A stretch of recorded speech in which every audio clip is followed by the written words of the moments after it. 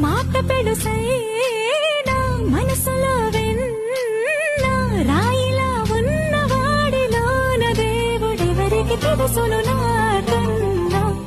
సూసేకి అగ్గిరవ్వ మాదిరే ఉంటాడే